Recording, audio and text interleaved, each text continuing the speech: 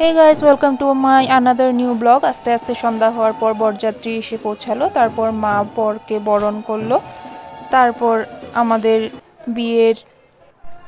আমাদের বিয়ের সব নিয়ম কানুন স্টার্ট হলো। এই যে এখন চলছে মালা বদল।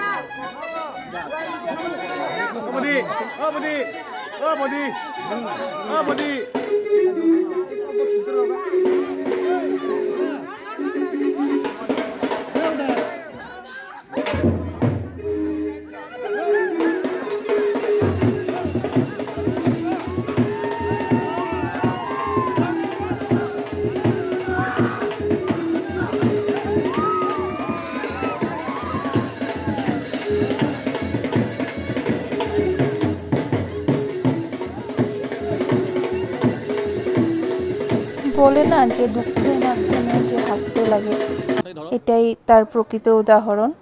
মনে দুঃখ কিন্তু হাসতে লাগা পরিস্থিতি, উপায় নেই। এই যে ভাই আমাকে খই দান করছে।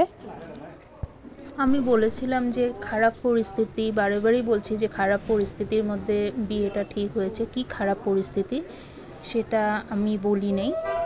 খারাপ পরিস্থিতিটা হলো যে আমার বাবা কর্কট রোগে আক্রান্ত ছিলেন, অর্থাৎ ক্যান্সার। তাই আমরা বিয়েটা হুট করে ঠিক করলাম, করে নিয়ে আমরা মন্দিরে বিয়ে করি। যেহেতু মন্দিরে বিয়ে হয়েছিল তার জন্য মা বাড়িতে বরণ করে তুলছে। এরকমই খারাপ পরিস্থিতি হয়েছিল যে বাবা বিয়েটা ভিডিও কলিংয়ের মাধ্যমে দেখেছে।